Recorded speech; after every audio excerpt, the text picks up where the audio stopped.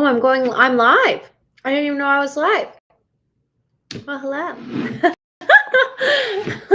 That's so funny. Welcome to the Knowing Show. I'm your host, Marie. That's so funny. I'm finishing up a cough drop. Well, hello. I'm so glad you're here on this Friday night. I was just looking for something. I'm in 3X Freedom community right now, and I actually have not had the chance to read everyone's responses from yesterday's Foundations of Knowing workshop. For those of you who were not in attendance yesterday, I hosted a workshop specifically surrounding the core tenets of talk about knowing. When I'm alluding to it, the title of the Knowing Show, the title of the Knowing Agency, what is knowing anyway? And so the Foundations of Knowing was a workshop that I did, honestly, hosted by me for the first time. So many in other areas in regards, whether it's been on stage or in virtual courses, you know, I've been under the direction and guidance of my host, whoever is putting on the workshop that I'm I guess you could say kind of partnering with, along with other speakers. And so this was the first time hosting my own workshop. And also I got the opportunity to co-host it and effectively sponsored by 𝐤𝐚𝐢𝐥𝐲, who has his own community, 3X Freedom. And so it was a vibrant conversation yesterday. We had nearly 60 folks join, and stayed. I've never had such a high retention rate. And so one thing I was just kind of musing on over the last 24 hours is, in terms of hosting an event, whether it's in person or otherwise, you know, are we actually setting the right expectation about the experience someone's going to have? And that's what a strong brand does. They set the emotional expectation for the emotional experience that they're going to have. Obviously, the intellectual transformation that's going to occur as well, but we make our purchase decisions in our subconscious, which is where our emotions live. So the emotional piece is so incredibly important. Customers and brand loyalists who will camp out over the next Apple product release. It is wild the way people will just take kind of drastic action when they're so in love with a brand. And so the goal is that when you are wanting that kind of brand loyalty, you're speaking the truth. You're telling what's going to happen and what is the emotional experience you're going to have when you engage with our product.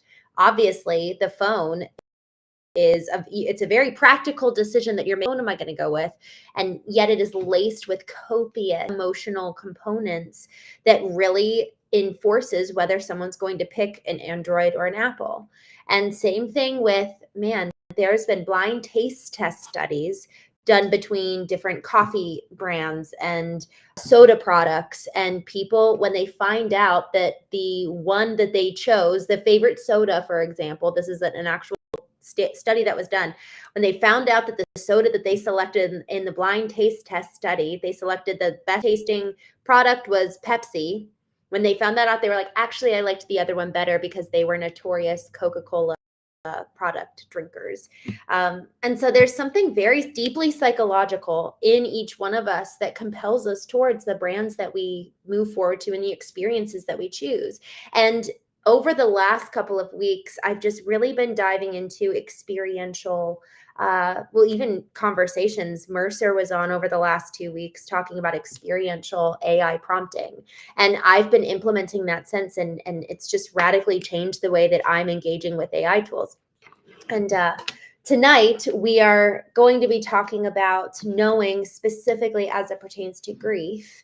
And so with this conversation tonight, I kind of got into the brand discussion because when I started going live, I didn't even know I was live. I don't even know if I was sitting in my chair, but I was looking on my browser tab. I want to read something to you that someone in 𝐤𝐚𝐢𝐥𝐲 School community commented after yesterday's conversation. And I was reading it with just tears falling out of my eyes. And I wanted to read it to you tonight and talk about knowing specifically as it pertains to grief, as it pertains to moving through such loss.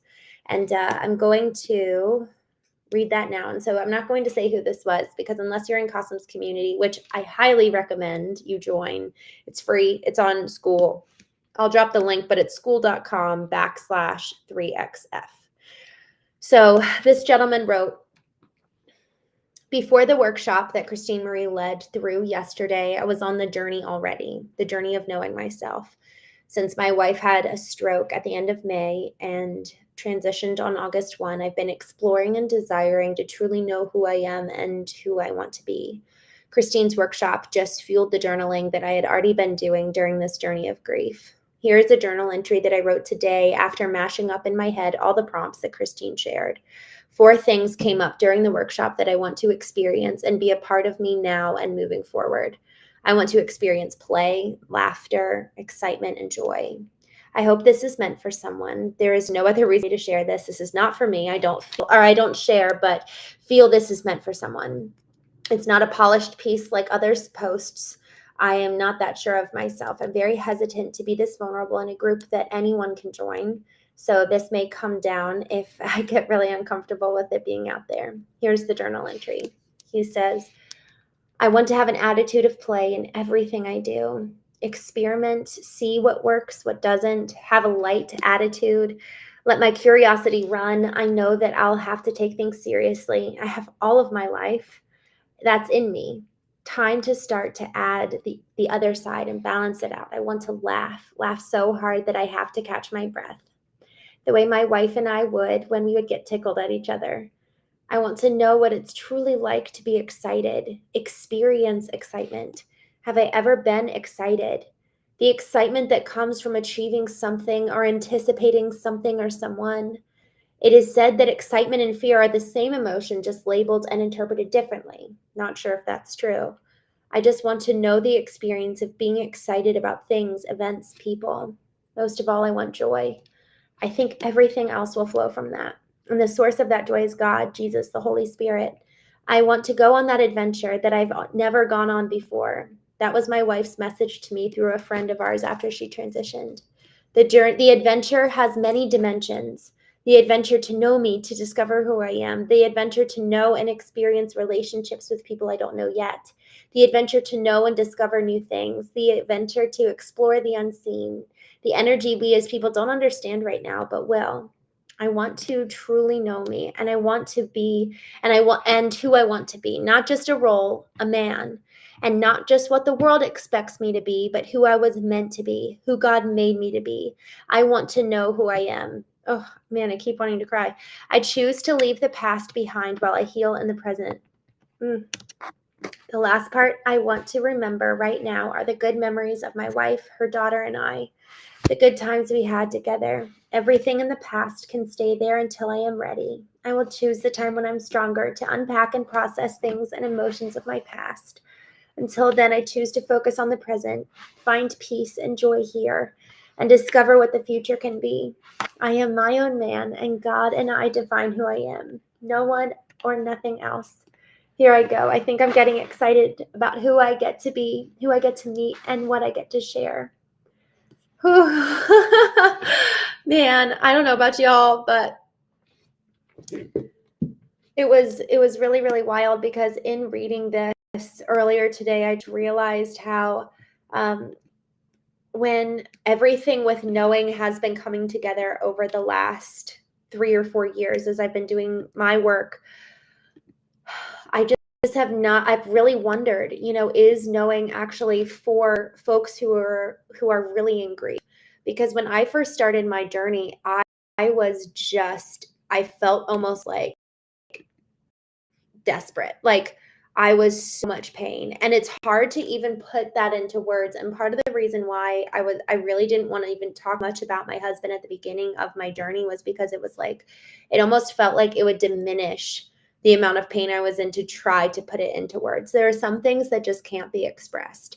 And I, all of a sudden, all the love songs and brokenhearted songs, I'm like, oh my gosh, these people were actually in anguish. Like I understood it for the first time. And so reading this gentleman's post after knowing yesterday, I was taken back to my journey of being so deeply emptied out. I felt like Imagining the soul is a cavern, like a big cave. I felt like I had been scooped out. Like every part of me, every nook and cranny and corner was just scooped out. Like everything that had been in there, all the soil, all the layers, all the terrain that had been kind of like this cozy little cave that I didn't really know much about. I had never really gotten to know me, but it was easy and it was settled in its place. And then this pain, this gravity of pain, it just scoops out everything. And you're just like, oh, like you feel this.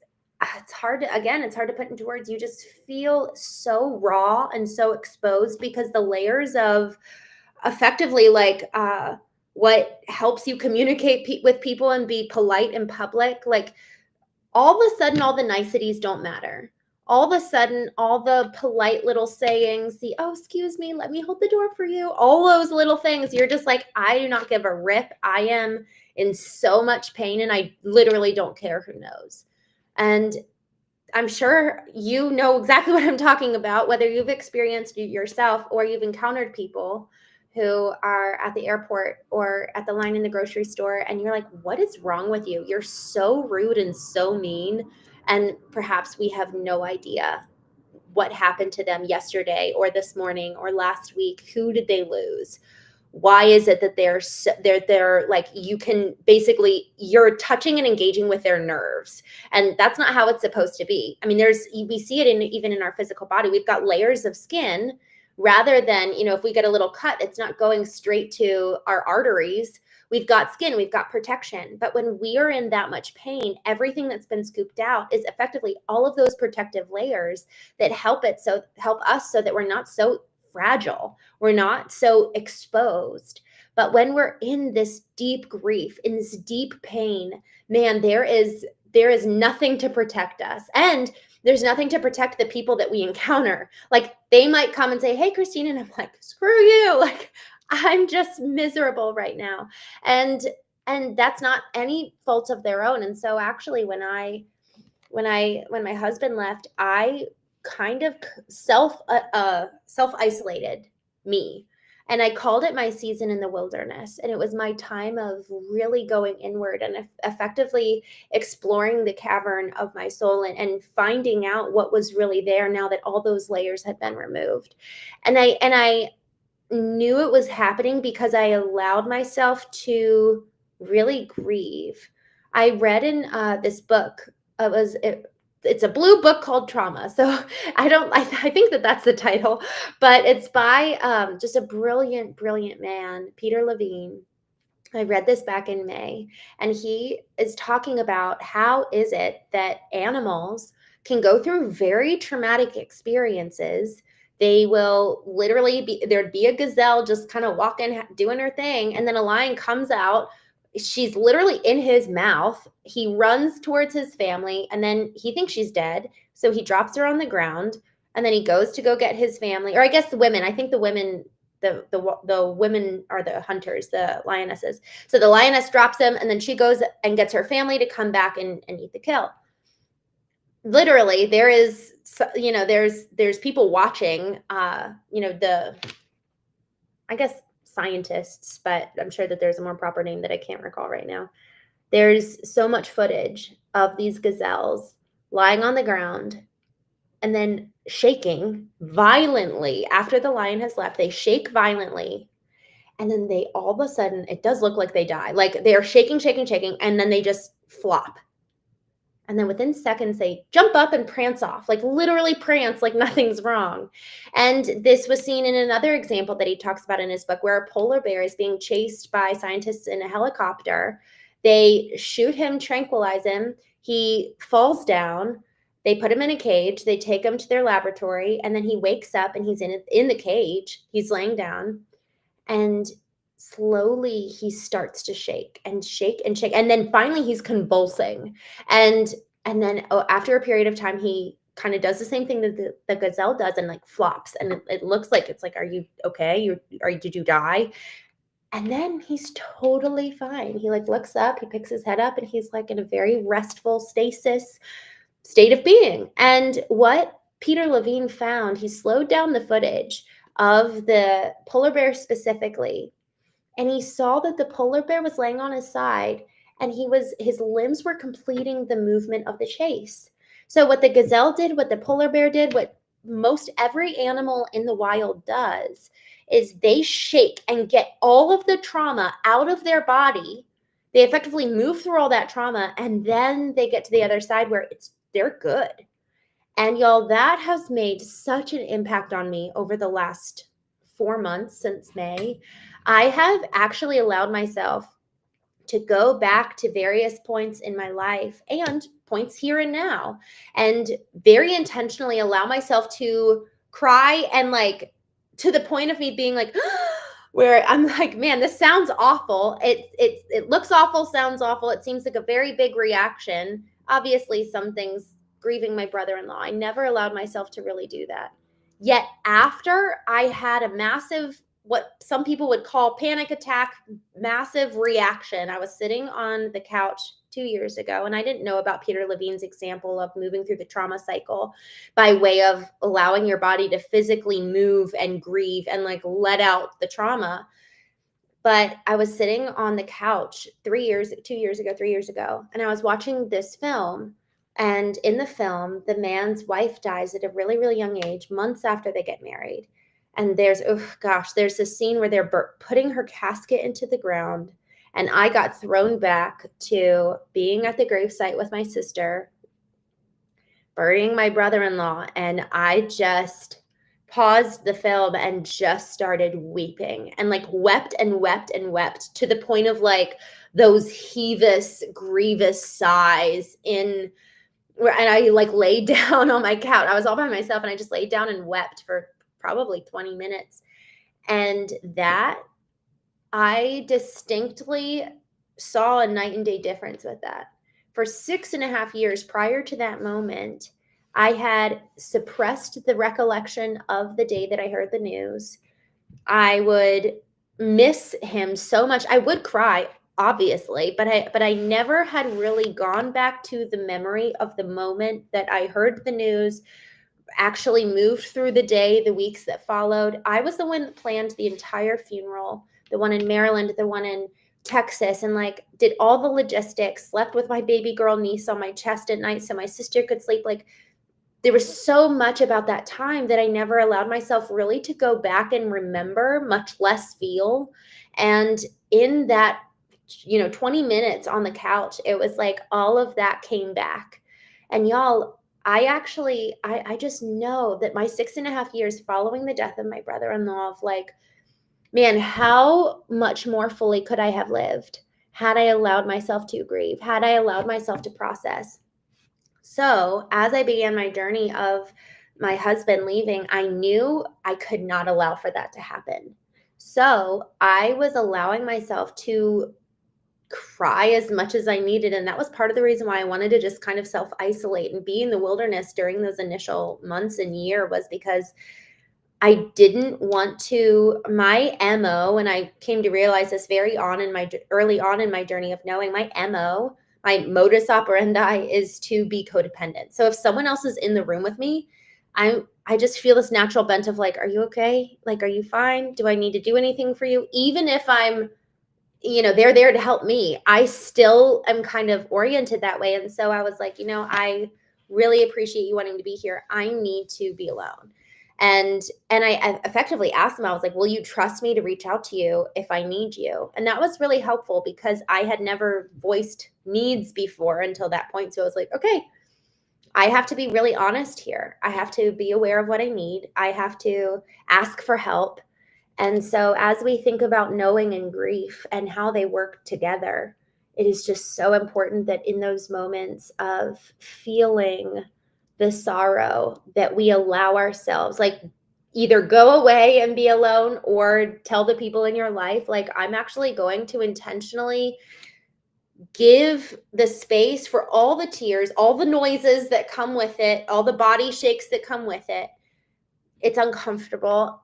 Perhaps, maybe not. Maybe it's not uncomfortable for you, but I want to set the stage that I am going to be doing this so that the trauma gets out of my body. That doesn't mean that the pain leaves. That doesn't mean that the grief leaves. But what it does do is that moments in our lives that should frankly be something where we're like missing that person or remembering sweetly with love and joy, to look back on those moments with fondness, actually get colored and corrupted by the trauma response, because we're not allowing our bodies to move through the trauma response. Therefore, we cannot actually grieve in a way that really honors them, where it's actually kind of corroded in terms of the integrity of the grief itself.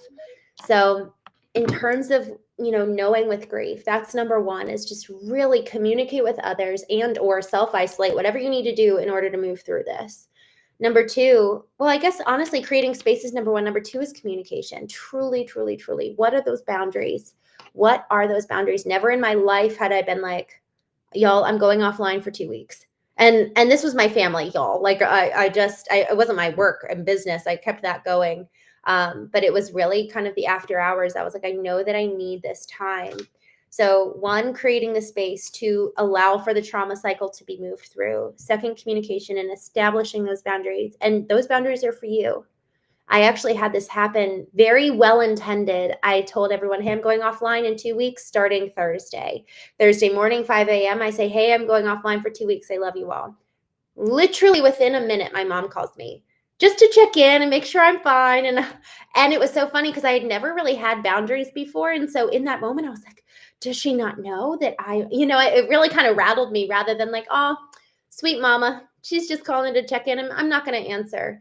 And really reinforcing my boundary for me. Boundaries are for you and me to reinforce.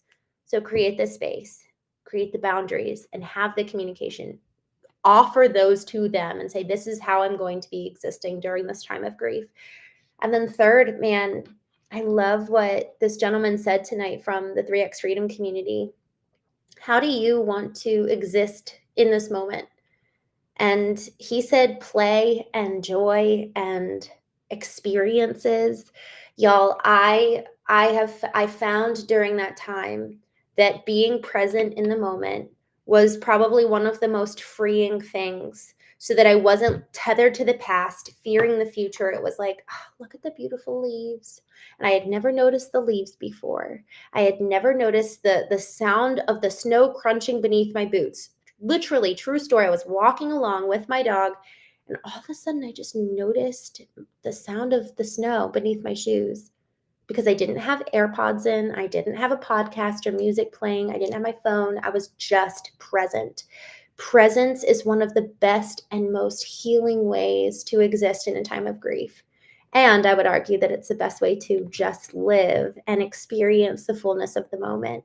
But it allows for the space and time. The elimination of inputs allows for the processing of everything within, and the freedom that the present moment offers, so that the past isn't holding us back and fear of the future isn't preventing us from being able to dream.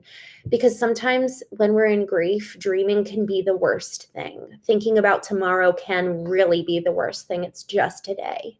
That's all we have to do, is just move through this present moment.